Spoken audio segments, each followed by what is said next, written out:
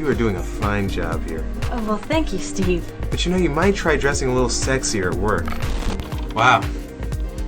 You're really tense today, Nancy. Ow, Bill! Sorry. Man, I could go for a power fuck right now. Pelecehan seksual bisa terjadi di mana saja, baik di rumah, tempat kerja, sekolah, tempat umum, maupun media sosial.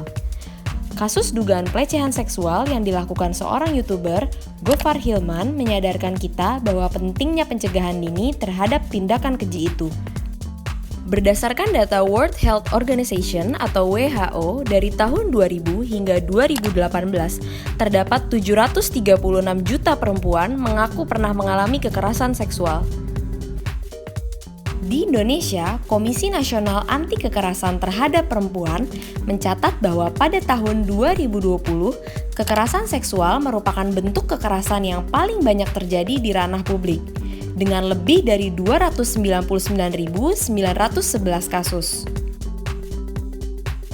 Data tersebut sebagian besar bersumber dari pengaduan korban, baik ke Komnas Perempuan secara langsung atau melalui lembaga negara maupun organisasi pendamping korban.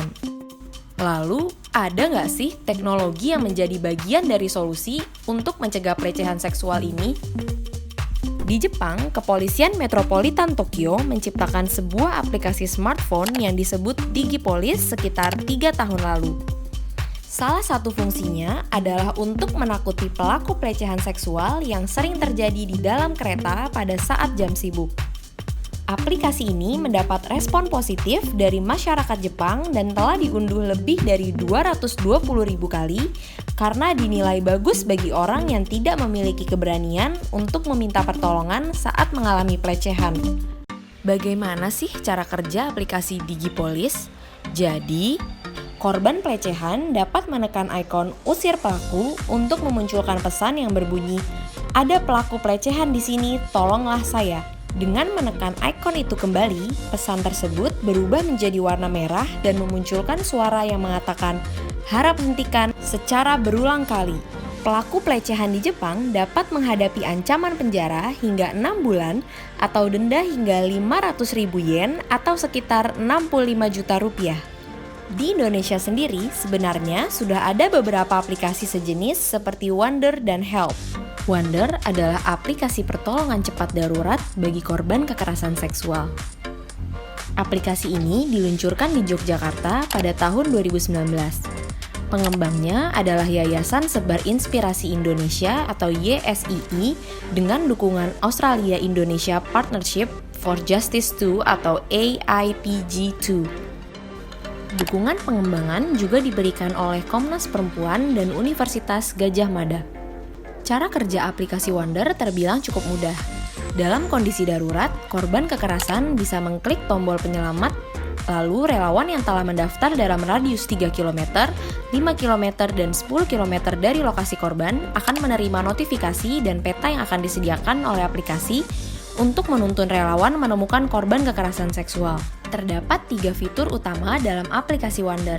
Pertama adalah fitur penyelamatan yang merupakan layanan bersifat kedaruratan untuk korban yang membutuhkan penyelamatan atau evakuasi segera. Kedua adalah fitur tempat perlindungan yang merupakan layanan untuk korban dalam kondisi terancam dan membutuhkan tempat perlindungan darurat. Ketiga adalah fitur pendampingan, yaitu layanan untuk membantu korban dalam upaya pendampingan menempuh mediasi maupun jalur hukum. Saat ini, Wonder hanya dapat diunduh di Play Store dengan ketik di kolom pencarian Wonder Indonesia.